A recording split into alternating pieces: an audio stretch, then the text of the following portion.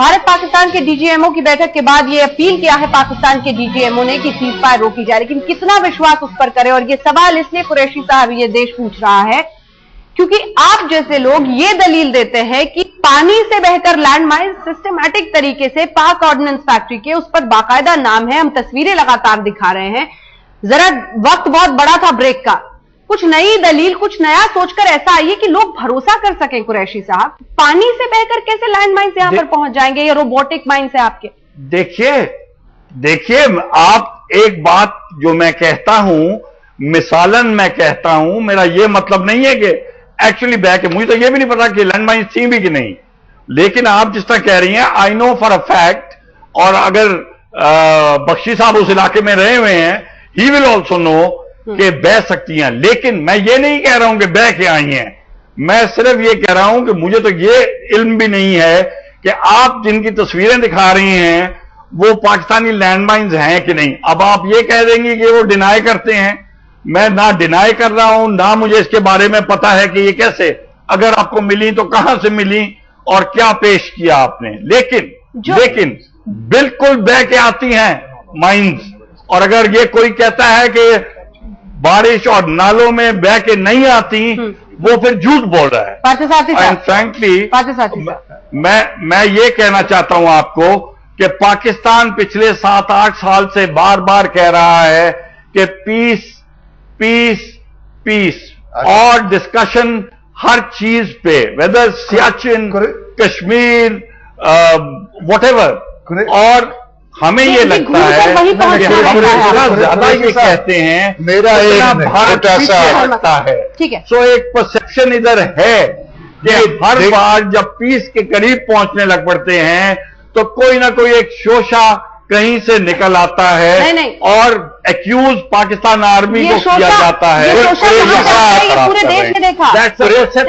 कुरैशी साहब, मैं समझता हूं कि मौका था इसको डिफ्यूज करने का। अगर ऐसी बात है, जब दोनों डीजीएमओस की मुलाकात हुई थी, अगर आपके डीजीएमओ कहते कि ये बड़े दुख की बात है जिसने भी किया है, और हम इसकी तहकीकात करेंगे और तहकीकात करके आपको बताएंगे कि हम ये कैसे हुआ है, उन्होंने आउट ऑफ हैंड उसको डिसमिस कर दिया कि हम नहीं कर सकते। यही प्रॉब्लम, जबकि दोनों फौज उस जगह पे आमने सामने एक दूसरे के है।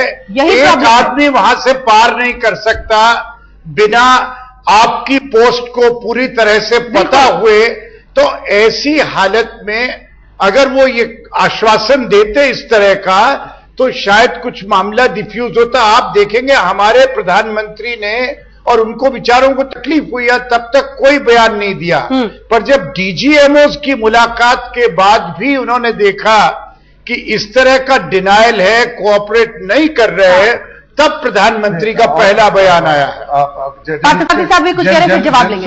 जनरल कुरैशी, बिगर इश्यू, आप कह रहे थे हम फौज को बेकार फॉल्ट फाइंड कर रहे हैं। मैं आपको कहता हूं, मैं रह चुका हूं, हां, कारगिल के जमाने में जरूर हमने कहा था कि मुशर्रफ साहब जिम्मेवार थे, लेकिन मैं पहले वाला हूं कहने के लिए कि 2003 के बाद जो भी मुशर्रफ साहब ने किया, जब तक वो पावर में थे, उन्होंने, he was a man of honour, उन्होंने हमको जनरल कयानी के आने के बाद, प्लीज मेरी बात, मैं आपको बहुत सीरियसली से कह रहा हूं, द थिंग्स चेंज्ड। जब मुशर्रफ साहब निकले and Kayani became his own boss, हमारी एम्बेसी पर अटैक हुआ काबुल पर, they killed our brigadier military attache, and the Afghans gave us full evidence and the Americans gave us evidence कि इसका प्लॉट बना था by the ISI। So Kayani के आने के बाद things have changed. All I am saying is, आप सब फौज में हो, मिलकर समझाओ कयानी साहब को कि मुशर्रफ साहब बहुत एक्सपीरियंस्ड आदमी थे, जब ही changed his view there was a good reason for it. ये कहना कि we are blaming the force, no, I am blaming the general Kayani led Pakistan army. Bakshi साहब, मैं चाहती हूँ आप भी अपनी बात कह दें, फिर एक ही बार कुरैशी साहब के पास चलेंगे। बख्शी साहब, जो बड़ा सवाल है वो ये है कि एक के बाद एक सबूत, बेशक मैं जी देखिए, मैं सिर्फ ये कहना चाहता हूं कि जनरल कयानी साहब की रिटायरमेंट का वक्त आ रहा है। मैं सिर्फ जनरल कुरैशी साहब से जानना चाहता हूं साहब कि पाकिस्तान में, माफ कीजिए लेकिन जर्नल साहब आसानी से रिटायर नहीं होते। कहा ये सब जो है ये खेल, ये जनरल साहब की एक और एक्सटेंशन के लिए तो नहीं हो रहा। कुरैशी साहब। सर पहली बात तो मैं जवाब बख्शी साहब को दे दूं। सर कियानी ने रिटायर होना है एंड ऑफ दिस ईयर, सो ऐसी कोई कंपल्शन नहीं है कि कोई खेल खेला जाए। 1 number 2 sir, he is got an extension already, पहले ही उनको एक्सटेंशन पे हैं वो। आई कैनॉट इमेजिन तीसरी की बात कि उनको एक और एक्सटेंशन मिलेगी, और ये उनको भी पता होगा। And I do not think कि किसी को इतना लगाव है चीफ ऑफ आर्मी स्टाफ की पोजीशन के साथ कि वो रिटायर ही नहीं होना चाहता।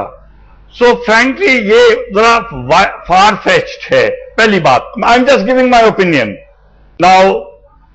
और दूसरी बात, अपने के कियानी साहब ने बदल दी है पॉलिसी हुकूमत की और फौज की परवेज मुशर्रफ के जाने के बाद, and Pervez Musharraf kept his word and Kayani is not keeping his word. Sir मुझे ये बिलीव करते हुए जरा प्रॉब्लम होती है, क्योंकि पाकिस्तान की पॉलिसी मैं जितना जानता हूं 98 ऑनवर्ड्स, 99 ऑनवर्ड्स जो मुझे इत्तफाक हुआ बीच में इन्वॉल्व होने का, हैज ऑलवेज बीन कि जी it is pointless and fruitless of going to war, India with Pakistan और पाकिस्तान विद इंडिया। ये दोनों का नुकसान है, और ऐसी चीज का नुकसान है कि जो बर्दाश्त मुल्क नहीं कर पाते आजकल की दुनिया में। तो फिर चाहता क्या है पाकिस्तान, ये समझाइए ना। और इकोनॉमिक प्रोग्रेस हम चाहते हैं, आपके लिए भी और अपने लिए भी। बिल्कुल। सो हमने, मेरा नहीं ख्याल कोई पॉलिसी ये बनाएगा कि टेंशन राइज हो और इंडिया और पाकिस्तान की जंग हो। ईमानदारी का हमारी कोशिश यही कह रहा हूं।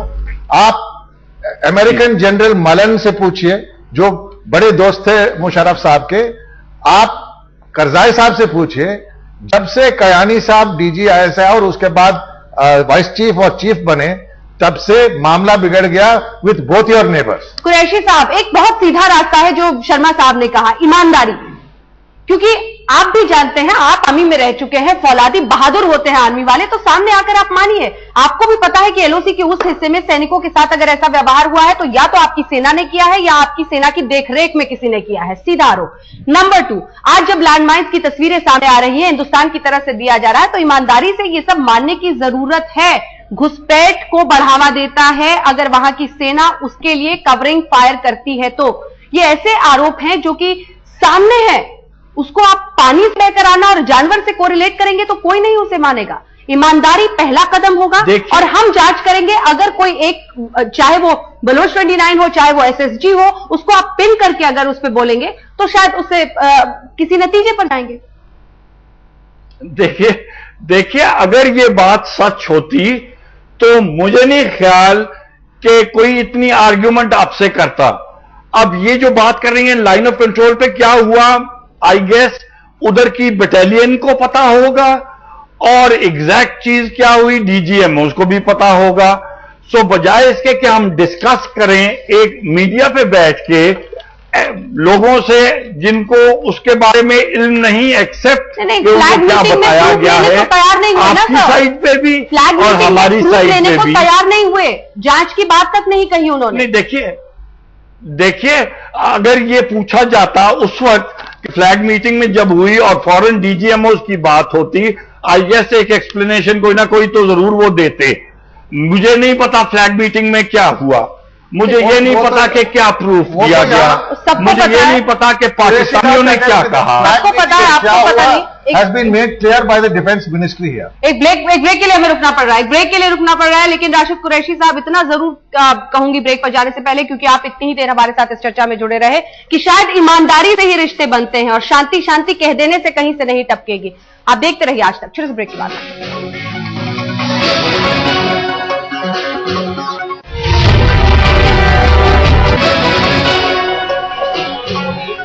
सवाल तो पाकिस्तान की नीयत पर है और इसीलिए हम कह रहे हैं मुंह में अमन हाथ में छुरी, क्योंकि आज डीजीएमओ ने उनके कहा है कि सीज फायर उल्लंघन ना हो, लेकिन स्थिति किस तरफ बढ़ती जा रही है। आप दोनों से क्विक रिएक्शन। पार्थसारथी साहब, एक नियंत्रण रेखा पर तुरंत जवाबी कार्रवाई, मोर देन प्रोपोर्शनल।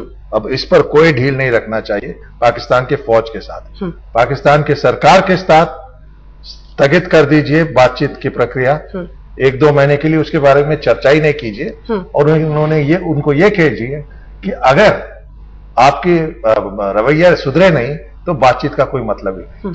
देखिए, और विशेषकर ये जो हमने बहुत ज्यादा लिफ्ट दे रखी है हुर्रियत वाले, वहां जाके अगर आपको इतने पसंद है तो आप वहां रहिए, और अगर वो ये यहां पर अपने नेशनल डे वगैरह में उनको बुलाते हैं तो आप उसका जवाब दीजिए कि हमारा कोई आदमी नहीं आएगा अगर आपके नेशनल डे में ये इस तरह के लोग मौजूद होंगे। तो ये जरूरी है, हमें बहुत ख्याल से रहना पड़ेगा, क्योंकि कश्मीर रेलिंग पॉइंट है। जो स्थिति पाकिस्तान में बिगड़ रही है बड़ी अस्थिरता की, उसमें अगर फौज और जुडिशरी मिलकर जो उनकी नेक्सस लगती है इस कादरी के साथ, वो एक इंटरिम कठपुतली सरकार रखते हैं, तो उसके लिए समर्थन जुटाने के लिए अपने पीछे कश्मीर में तनाव पैदा करने की स्थिति बनेगी। तो हमें कश्मीर को लेकर विशेषकर सचेत रहना चाहिए। बहुत सचेत रहने का ये वक्त है। उनके मुंह में अमन जरूर है, लेकिन उनके मन में क्या है ये हिंदुस्तान को हमेशा ख्याल में रखना होगा। बहुत बहुत शुक्रिया आप सभी का हमारे साथ इस चर्चा में शामिल होने के लिए।